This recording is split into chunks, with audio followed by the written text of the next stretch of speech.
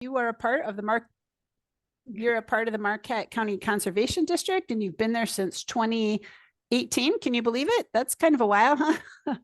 And you have helped implement more than 50 native gardens and habitat restoration projects in the area. And I know that your district has been very active in those gardens, which really helps, right? When you're trying to do this planning of a garden, especially if you want it to be pretty, you want to know what it looks like. So all of these garden projects can help people understand what they're going to do when they go out and see it, and then they can put it in their yards. Maddie graduated from Northern Michigan University with a bachelor's degree in environmental studies and sustainability. And I was Googling you online, Maddie, and I saw an interview of you on TV6 for the upcoming events. Your enthusiasm is contagious. So please tell us about these local projects. Yeah, we're buddies with TV6. I'm over there all the time. So some of you may have seen me there. I'm going to go ahead and share my screen here. And hopefully that will go seamlessly and you guys will all be able to see my presentation here. Yes, right. Perfect. No, I don't need an audience window. Oh, pardon me. Oh, let's go present full screen. There we go. And that's coming through for everybody? Yep, that looks great. Great. So like Jill said, my name is Maggie O'Donnell. I'm the district manager at the Marquette County Conservation District. David provided you all with a wonderful information about kind of the whys of why, having your native gardens and using these wild species. And I'm going to talk more about the how-to. So like she said, I'm going to cover some of the native gardens in our area. I've helped implement dozens of gardens. And so I'm going to kind of show you what those look like. And then we'll cover kind of translating that into your own areas. So talk about site prep, selecting your species, going more in depth about your goals and the species that will come after that. And then, planting, spring or fall planting, maintenance after planting. And then I'm going to cover a little bit about NRCS funding that might be available for some of you, depending on the scale of plantings that you're trying to do. So just jumping right into things here. I am going to give a really brief background on conservation districts in case some of you don't know what we are, so you know where I'm coming from with these native gardens. So conservation districts are local units of government. There's 75 in Michigan. I'm not sure where all you folks are located today. If most folks are here in the UP, we have 11 districts in the UP. And so every county is covered by a conservation district. And we're technically local units of government. We are unfunded units of government. So we get our funding through grant conservation and fundraisers that we put on through actually native plant sales. And we exist so that finances are never a barrier for folks who are trying to implement conservation on their land. In Michigan, 72% of land is privately owned. So it was recognized by the government that if we want conservation to be happening at a landscape scale, you have to be working with private landowners one way or another. So that's what we do. We work with landowners and help them implement conservation on their land. We were started as soil conservation districts back in the Dust Bowl era, excuse me. Bear with me with everybody today. I'm getting over some bronchitis, so might not be quite on my A game. But we were formed in response to the Dust Bowl. It was a crisis at that time with soil erosion, and conservation had to be a part of the conversation. So since then, we've evolved quite a bit. We're not just soil conservation districts anymore.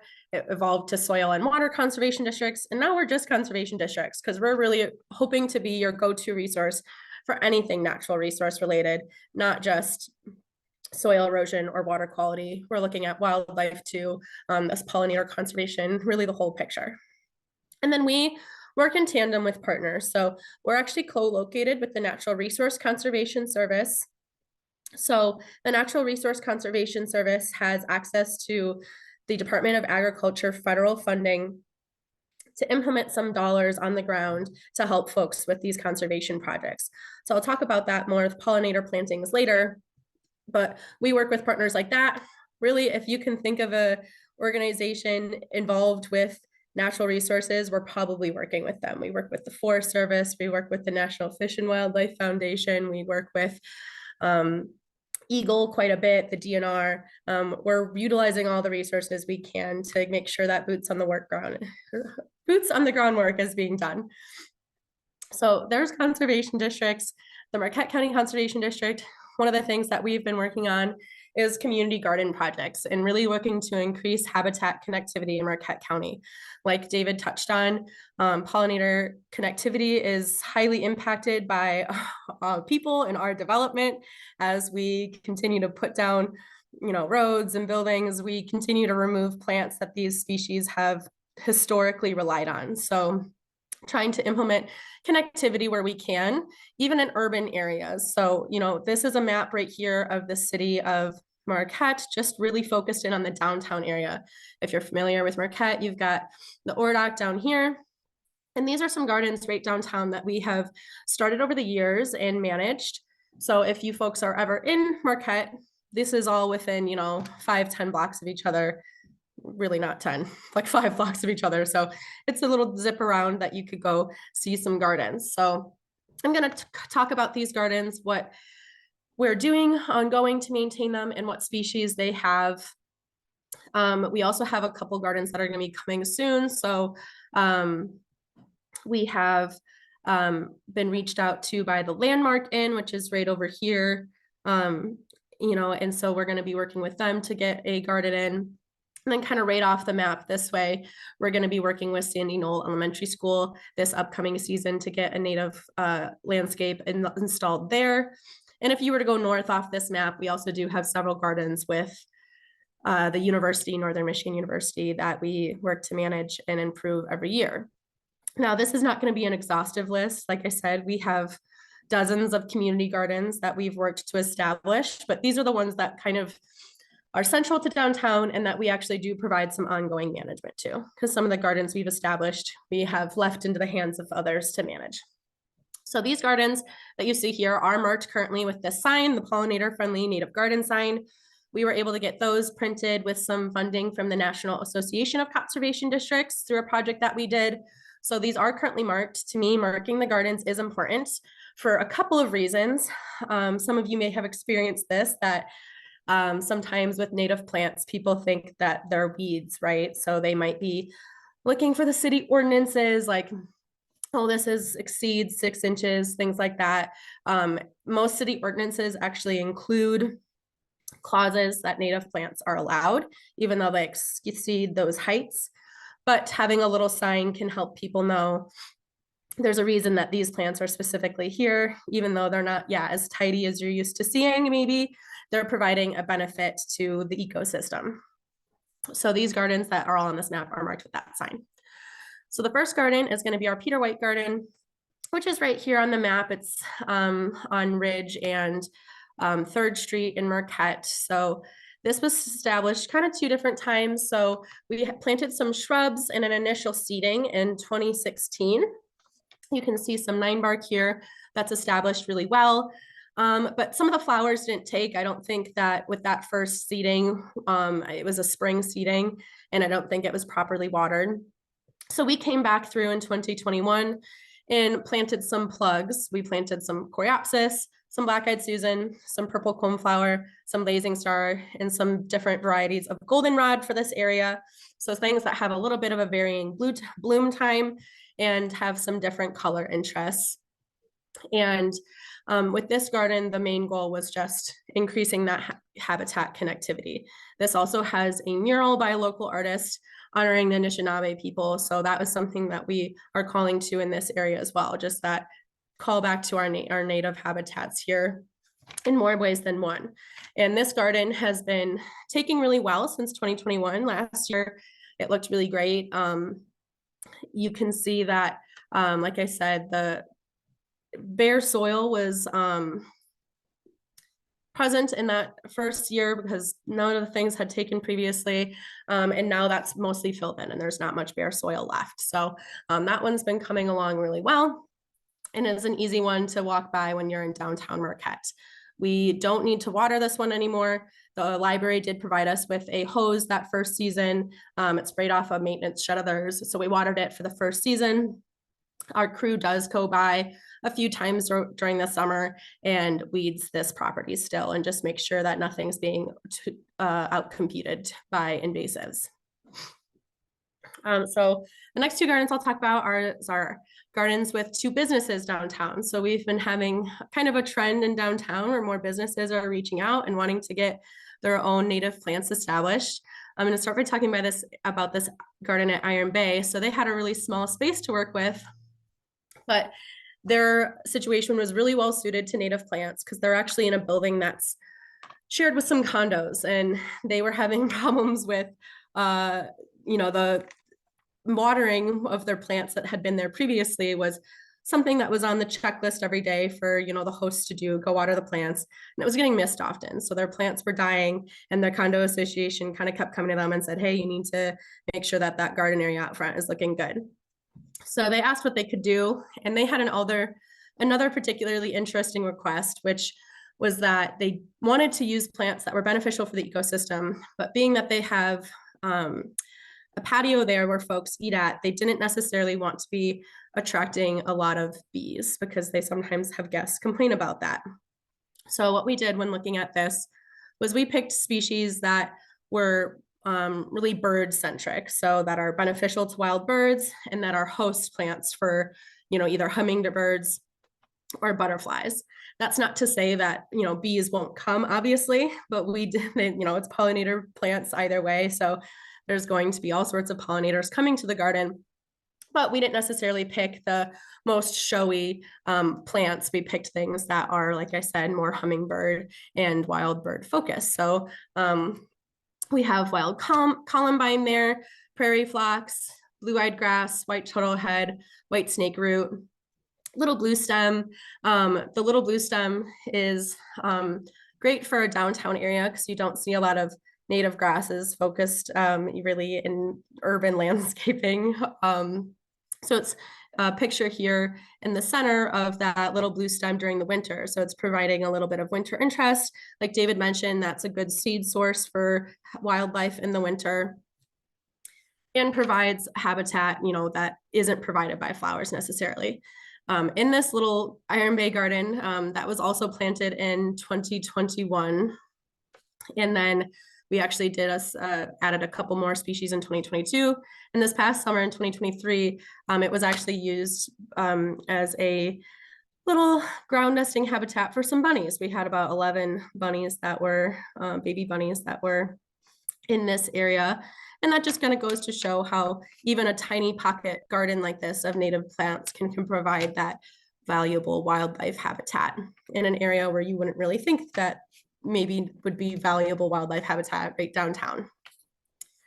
And then in this top picture here, you can see a mock-up of an expansion that Ordock Brewing Company is working on, and they're putting in a beer garden area, and all of the landscaping that they're going to be using in that area is going to be native plants. So they're working with us. We actually received a grant from the Great Lakes Restoration Initiative to pay for that. So it's paid for a number of gardens, but we have about $1,500 set aside from that grant to put in all native plants in that area this upcoming spring when they have the renovations completed.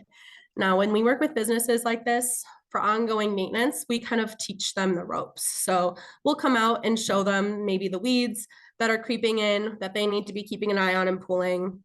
We'll get them on a watering schedule for the first season, but like I mentioned, these are a great option for businesses because it's not something that you need to be, having a 16-year-old who works for you remember to go water the plants every day once they're established. They don't really need that consistent watering. So it's just one less thing that the business has to worry about with that ongoing maintenance. And we are working right now to get some more kind of official interpretive signage for these areas downtown, especially with these business gardens. So they'll have permanent signage coming up here shortly. Now, our trestle corridor garden is our most well-established garden in downtown Marquette. It was first planted in 2005. It's on the bike path in Marquette, right downtown by the farmers market area, if anyone's familiar. And trestle corridor used to be a trestle bridge, right? So it was part of the railroad route, and it was purchased by the city after, long after the railroad was no longer functioning in 1998. And they started working with the Conservation District at that time to establish this entire right-of-way area into a native garden. So in 2005, some NIFWIF funding was received to plant the entire city block along that bike path with native plants. Now, at the time of the planting, they used actually 65 different wildflower and grass species. I'm not going to go through that whole list, but they took really well. And it is a verified monarch way station because there's 3 different types of milkweed. There's being on this slope here, we have upland plants, but it also collects some water at the bottom. So there's some wetland plants too. So there's common milkweed in there, swamp milkweed, and Joe Pye weed, which, as David mentioned before, are all going to be host plants for the monarch. This also does feature some 9-bark. We like to use native shrubs when we have the space for it to mix up that interest and not just be using grasses and flowers. And then there's wild lupine. There's several different types of goldenrod. There's blue vervain, wild columbine, and jewelweed are some of the ones that have really stuck and thrived in this particular area. We use this area as a seed bank. So as we're continuing to establish native gardens in the area, we like to use, UP genotypes. So we like to use this seed that's been well established for almost 20 years in the area. And so each fall we do go collect seed from this area. It's well established now. It doesn't need to be, it's very full, as you can see. So it's not missing that seed too much. So that's one of our primary seed banks that we use. And you can kind of see, this is a picture in the bottom right from probably 10 years ago now. There was a point where there was still some bare soil. So they actually made some seed bombs, they call them, and kind of slingshotted them into the area. They were put together with clay. And that's kind of a more natural way to do it. So it's not us going through and hand planting, right? Kind of see where the seeds fall and how they take that way. So that's some projects that our field crews tend to do with seedings like that. So this is a great area to visit, like I said, to see a more established garden. This is going to be more of an example of like less landscaped, right? So when we have that Iron Bay garden in a small space, we've specifically laid out those plants. Okay, we're going to have 2 prairie phlox and then our 2 blue stem, and it's in a much more traditionally landscaped area, whereas this is a more wild native garden. And it's beautiful. If you can make it over there when the lupine's blooming, it's lovely. So other than these community gardens, we have also been working as often as we can with schools. Education and outreach is a huge part of this battle, right? When we're talking about pollinators and how they need our help. So getting the younger generations aware of maybe not having our turf grass lawns for as far as you can see is not the best case scenario. Getting them out in gardens and teaching them about plants that are beneficial to their ecosystem. So when we do that, we pair it with in-class lessons. I'll go in, teach the kids, about why we're doing this and help them select species for their site. So I'll kind of teach them what their site conditions are. And then we'll go through and say, if you guys are working, some of these pictures are from Powell Township. If you're familiar, that's going to be very dry and sandy. So going through and showing them why wetland plants won't work. And having them get excited about this pollinator conservation. So you can see the kids are involved then hands-on with the planting.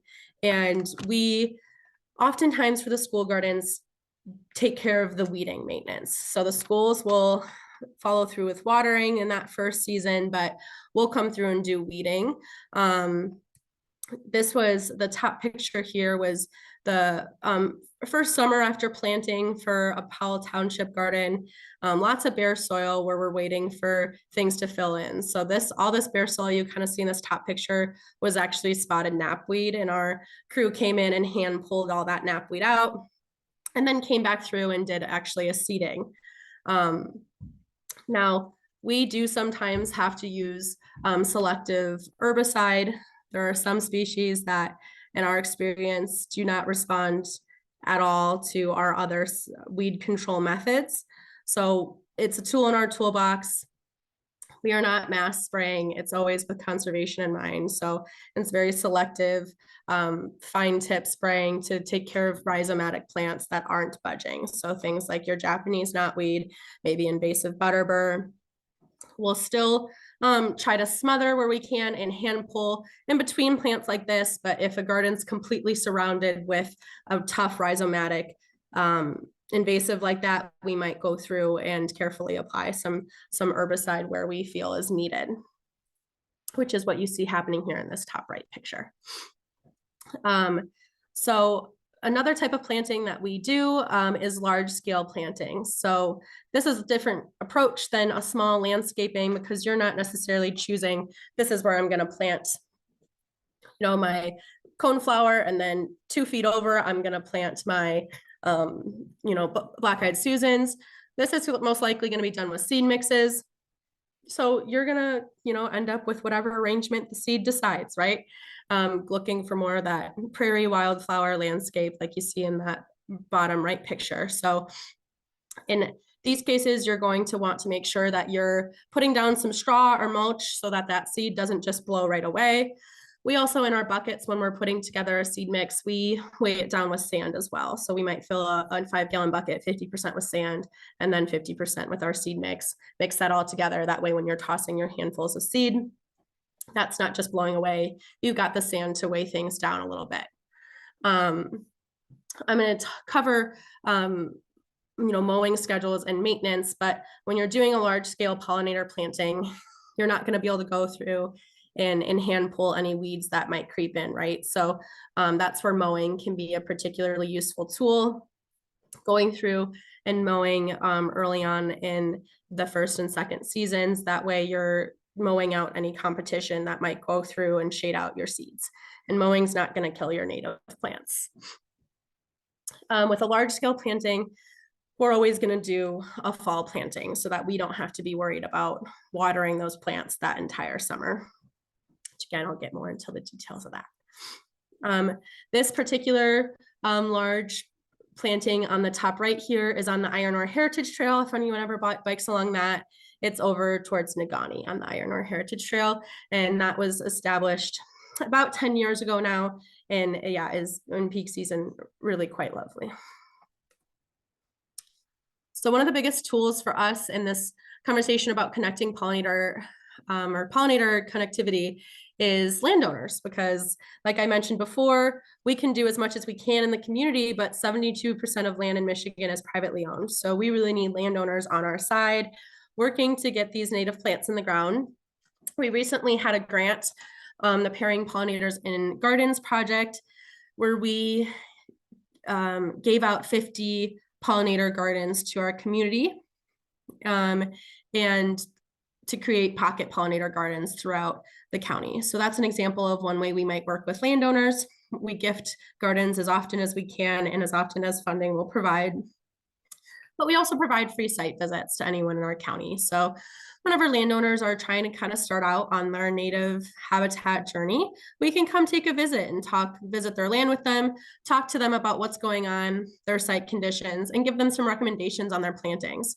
We also have these signs available for landowners to purchase because, again, that kind of community outreach aspect is huge. First of all, people, like I said, don't want their neighbors coming to them and telling them to mow their beautiful gardens just because they're too tall. So having a little educational sign out there for folks might kind of prevent any of those questions.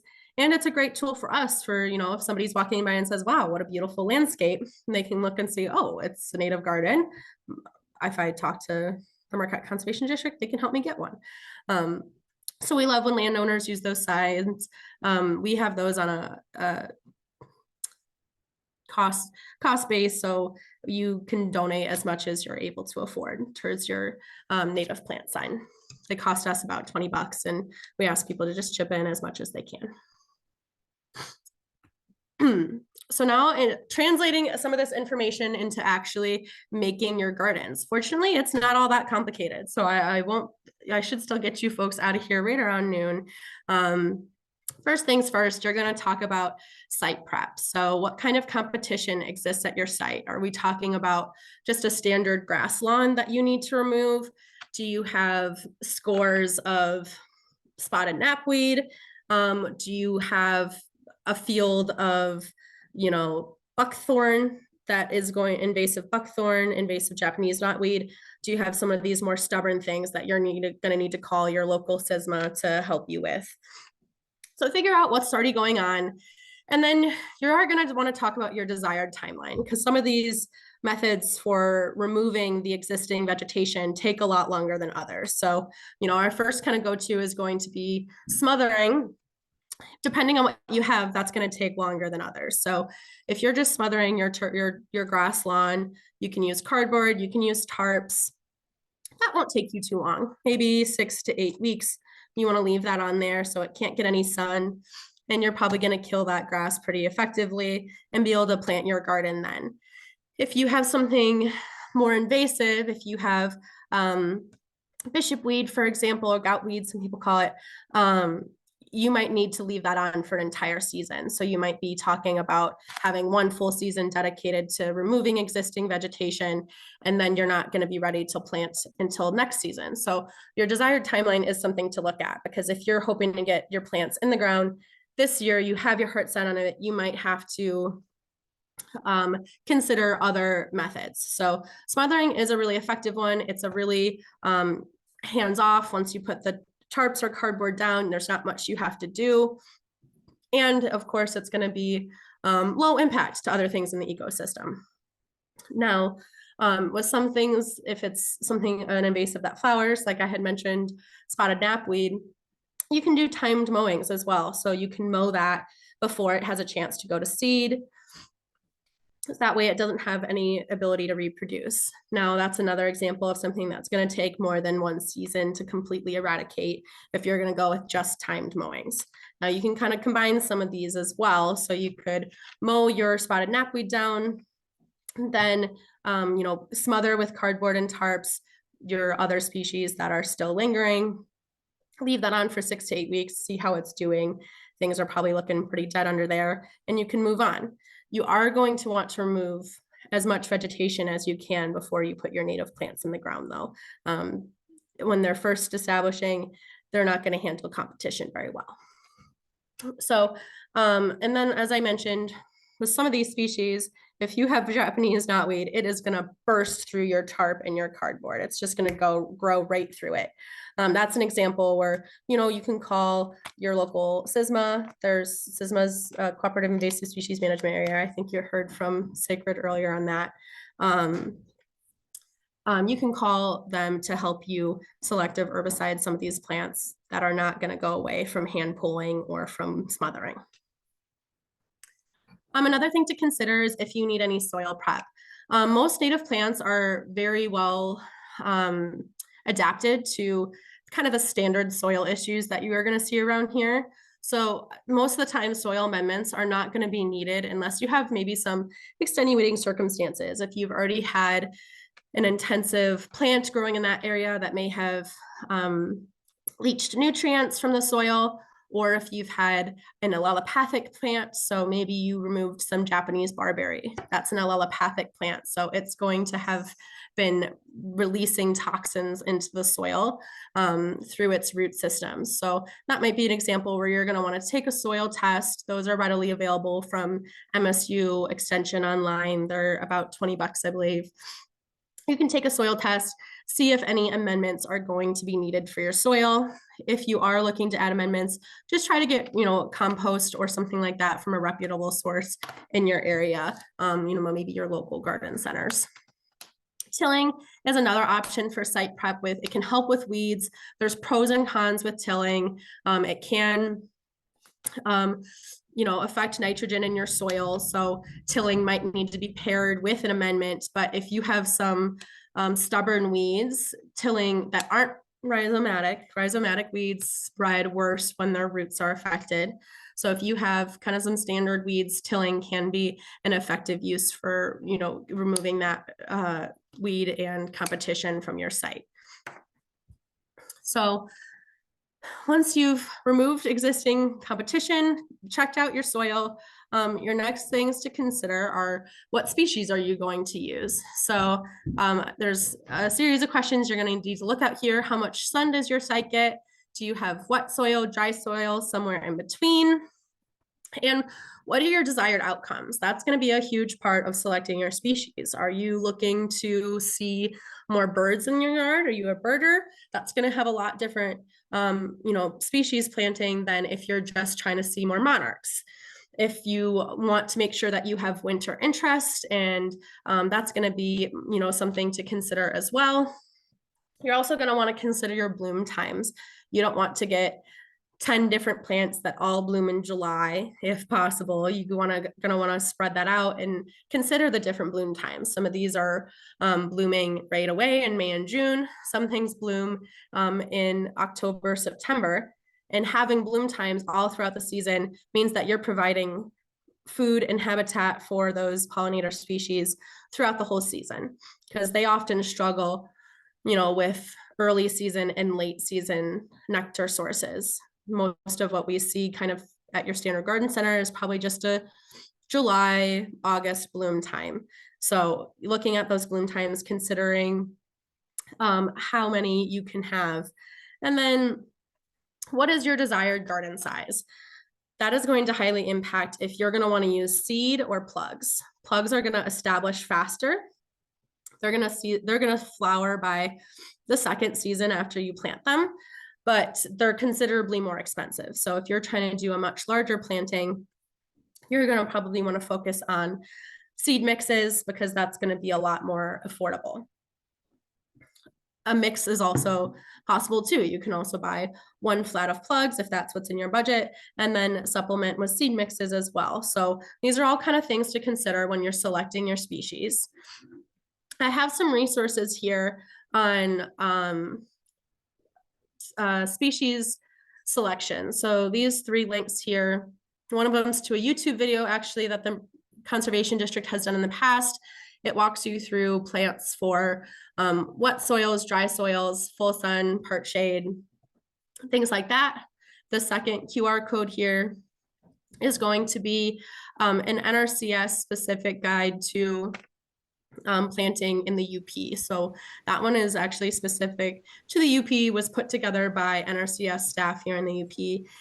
And it has several different components. There's one that's grasses for wet sites, grasses for dry sites, trees and shrubs for wildlife, wildflowers for wet, dry, full sun. It has lots of great recommendations. And then another resource is the Xerces Society. So the Xerces Society is an amazing invertebrate organization protecting invertebrates, and they have a list of Michigan native species. They have filters on the side there, so you can choose your desired bloom time, your desired color if you wanted, your desired height, your soil needs, all of that. And I can, if folks don't have availability to scan those QR codes, I can make sure to get these links to Jill and Marcia so they can send them out to you all too. And of course, David had mentioned some sources for these plant recommendations as well. I am going to walk through just a couple of examples of these different site conditions and different plants that are native to the UP that work, but there's dozens and dozens and dozens of options. So I'm just going to touch on a few of them to give you some examples that there are some really great ornamental native species at your disposal.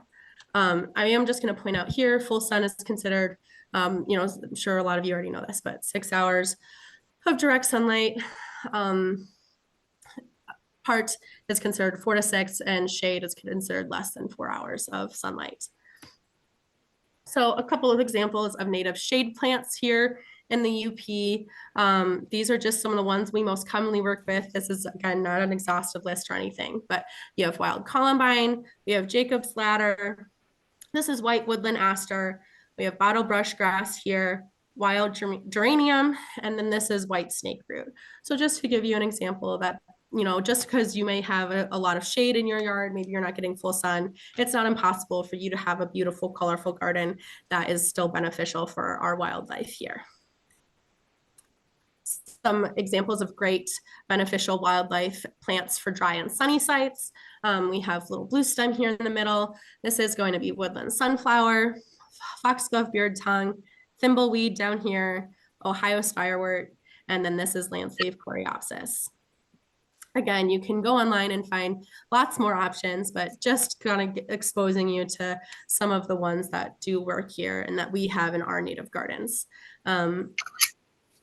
We have blue vervain for wetland areas, cardinal flower. This is boneset. This is one of my favorites, jewelweed. And then we have in the bottom swamp milkweed and Joe Pyeweed. So, when you're looking at, again, your goals, some of these are specific host plants for different insects. So like he had mentioned the monarch, just because common milkweed is what you most commonly hear of. If you're in a wetland area, you can still be providing milkweed plants for your monarchs. And then, like I had mentioned, you want to be considering your bloom times too. So these are kind of some of our more late bloomers that would provide fall color here in the UP. Goldenrods tend to, across the board, bloom here in about August, September. We have got asters as well. Most asters are going to be late season bloomers. This is butterfly milkweed, is going to bloom probably more towards August. Same with coneflower, is a more extended bloom time. So it might bloom all the way from July to September. And evening primrose down in the corner is going to be another one that might be blooming all the way through September. So thinking of those things when you're planting your garden, having that available for species both late in the year and early in the year. So, early bloomers can be variable in the UP. We're not normally getting too many May blooms like they might get downstate, but these are the kind of our first ones that are going to pop up in June. And a lot of them are beautiful, different. The prairie smoke provides so much different interest to a landscape than traditional landscaping plants do. And a lot of these have different, heights to consider as well. When you're choosing your species, you want a mix of different colors. You want to mix of different bloom times and of different heights. So all of these things provide more interest for wildlife and contribute to the overall beauty of your garden too. So when it comes times to plant and you've actually chosen your species, like I said, you're going to want to consider the height of your species. So, layering tall plants in the back if you're going to be on a border garden. So if your garden's going to be up against maybe a fence or a building, putting your tall species in the back. If you have an open garden, you can use your grasses as a focal point and layer in your shorter plants around them. So kind of two examples here that kind of correspond to those diagrams. We've got grasses here in the middle surrounded by butterfly milkweed, and here they've obviously put milkweed in the back. That's going to be taller, and black-eyed Susans a little bit shorter in the front there. You're also going to want to make sure that you're planting for the mature size of your plants. The plants are going to go to seed every year and continue to fill in. So it's okay if there's bare soil when you're first putting these in the ground, because they're going to fill in just a few seasons by themselves, which is another great reason that we use native plants. You don't have to go out there and replant every season. They're going to do a lot of that heavy lifting for you. So make sure you're not planting things too far apart or too close together. Look at that mature size, Google some images of what the plants look like when they're mature. And then you're going to want to consider when you want to plant. So this is also going to fall into your desired timeline, right? Are you thinking about this right now when you want to get going this season? Okay, then, you can do a spring planting. Spring plantings are going to require watering the whole first season. So you're going to need to make sure you're watering. Fall plantings can be beneficial because you don't really need to be worrying about watering at all. So if you plant in late September, you don't have to water those species at all. They're going to harden off over the winter. And the next season, you're not going to really have to worry about watering at all either. They've had all winter to get their roots more established. With a first season fall planting, so if you planted in September, the following fall, I'd only really worry about watering when we're in like maybe an extended drought period. So, if we have had no precipitation for 4 weeks. Maybe go water your garden, but for the most part, you're not going to have to worry about that too much with fall plantings. In general, if you're using seed, I'd do it in the fall. It tends to over germinate or germinate then over the winter. If you're going to do the plug seed mix, you can put your plugs in the spring, and I'd still wait to seed to the fall just because they do have a much better success rate with fall seedings. So where to get these things? I have just kind of our 3 primary sources here. So for seed mixes, your most affordable option is going to be Pheasants Forever. The picture of their website here, you can ask them for a custom mix, or they have, you know, their own mixes, their Monarch Recovery mixes, for example, and this is sorted into their Michigan area. So we work with Pheasants Forever. Pheasants Forever is approved by the Natural Resource Conservation Service here in the UP. So that's a great option to getting seed. The other 2 places we usually get our native seed are Prairie Moon Nursery and Prairie Nursery. One's located in Minnesota, one's located in northern Wisconsin. So those are still going to be pretty well suited for our habitats here. For our plugs, we source all of our plugs from Designs by Nature UP. You may have seen her. She does a lot of farmers markets in the area. She partners with conservation districts to do flower sales. In the Keweenaw Houghton area, she's working with Keweenaw Wild Birds Rec. That's what's supposed to be in this parenthesis that apparently I didn't finish. Apologies there.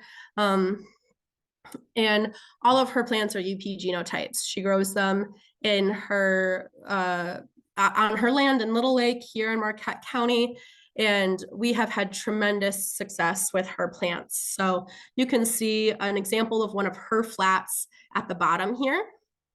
And she also organizes her flats to help her customers. So when you purchase a flat from Designs by Nature, she's going to have the species that are growing tallest in your back row and your shortest species in the front row of her flat. So you can just plant it exactly how it is in that flat, and it's going to already be pretty aesthetically pleasing when that's mature. Your local conservation districts, almost all of them have some sort of wildflower fundraiser.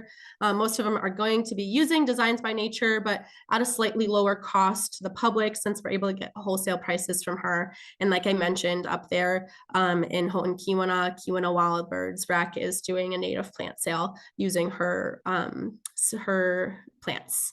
And then another option, you know, there's lots of different places you can sort plugs online, but one option we like is called myhomepark.com. You can sort by your state, and there's a picture here. So this is what My Home Park website looks like. You're looking at Michigan native plants, and they have a whole garden kit that they're selling you that's already, again, organized in an aesthetically pleasing landscaping kind of layout. So there's not really any landscape design that you have to be putting in because they're already putting that work in for you. And all of these options in our experience are kind of the most affordable. So once you have your plants, maintenance is going to mostly be looking out for competition. So you don't want weeds to outshade your native plants. So make sure that you put down some straw or mulch to suppress weeds and continue to, you know, you've already, when your site prep, removed any competition, but it's going to come back. It's going to want to come back. So make sure you're keeping an eye on it, weeding things out. I had a picture in our site prep area. Oh boy, here's an example of, you know, somebody who's already kind of obviously got their plantings maybe 2-3 years in, but they're still using cardboard to smother in between the weeds that are growing in. So, you know, use what you can and keep an eye on that competition. Mowing for your first and second seasons can really help with that. Once your weeds start to reach about 8 inches, you can go ahead and mow them. Again, it's not going to kill your native plants. With native gardens, most of the time, you shouldn't expect your native garden to be fully established for 3 seasons, but it really can be 3 to 5. So, you know, you're not going to maybe get your blooms when you mow, but you're going to overall have a more successful garden the following season. So even if you're having, you know, a black-eyed Susan bloom and it looks beautiful, so you don't want to go through and mow your area, it's still beneficial to do so if those weeds are really starting to outgrow your native plants. Wildlife competition, of course, in the UP is something to consider. Are you having a lot of bunnies and rabbits pick on your plants? You might have to put in some fencing. You know, you don't have to do something as extreme as this. You could even just, you know, find a way to put some wire up for a couple of seasons. Once the plants are established and they're, you know, about third year, they should be able to withstand some browse. But for that first and second seasons, you may need to consider. You may not, and it might not be too big of a problem where you're at, but it's something to pay attention to. And there's all sorts of different rabbit fencing, chicken fencing, snow fencing that you can do however you can afford to make sure that they're not just decimating your new plants. And then of course, watering. So, you know, we talk a lot about how native plants overall need less maintenance. Once they're established, they don't need to be watered. But for their first season, they need some help, right? So with your spring plantings, especially if you're planting May, June, make sure for that whole entire first season, you have got a system figured out to make sure you're watering these plants at least once a week. But maybe even, you know, more often than that.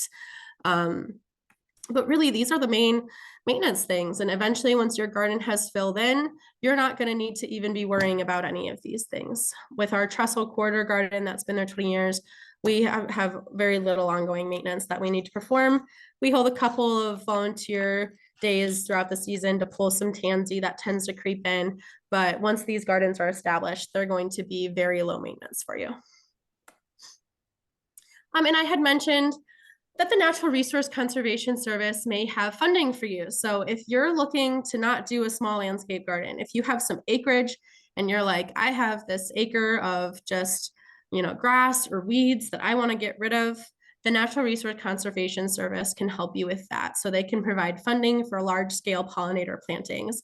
With USDA funding, it works a lot like a grant. It's basically your own personal grant. So the NRCS staff will come out to your property, determine if you're eligible for the program, and then they'll write you a grant contract that will fund 80% of your project about usually. So, and that works on reimbursement basis. So you have to get your seeds and seed yourself or hire someone to seed. And then after that first season, they'll come and fact check, right? Make sure that you did seeding, that you used native plants, that you followed all of the guidelines they had established for you. And at that time, they'll fund you 80% of that project. So that's a really unique way to make this more approachable. I know lots of people probably couldn't imagine that the government might pay you to put native plants in the ground, but that is something available through the NRCS.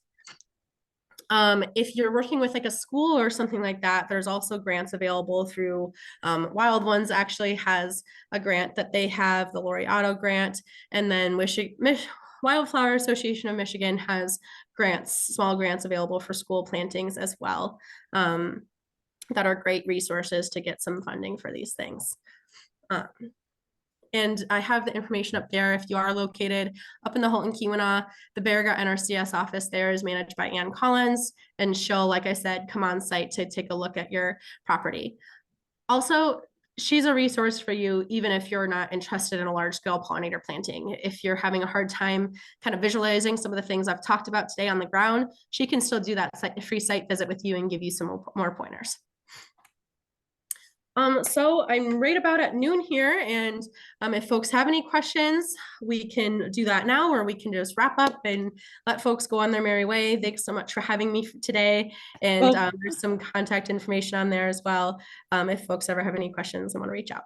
Well, Maddie, if you wouldn't mind hanging around for a little bit. Yeah. I know you're not feeling the greatest. No, I absolutely can answer some questions to the best of my ability. All righty. If people need to go, that's fine too, because we are at the end of our scheduled time allotted. But if anyone has any questions, please include them in the chat. Yeah, I haven't appeared to chat. While those are being populated in the chat, I just wanted to thank you, Maddie. That's a whole lot of great resources that people can go to and spend some time and look at their yard. And I was thinking about what you said about the cost, you know, how like what can you afford? I think mixing some of the bigger plants so that you kind of see your results a little earlier with seeds, and even like our Keweenaw wild ones, sometimes we sell little plants, and those are great to pot up and keep close by your house. You can keep an eye on them and get them bigger, and then you can plant them out in the fall where you don't have to water them, because watering them in their place is harder than watering them when you've got them in a bunch right by your house. That's one way that you can kind of cost effectively do more.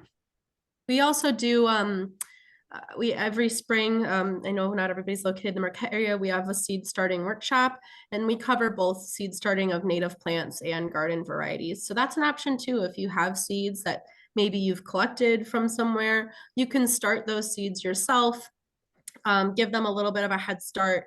It, you know, would speed things along a little bit more than spreading your seed on the ground. If you get those starts a season growing in a pot or something, like Jill said, it's an affordable way to kind of make your own plug. Right. Yeah.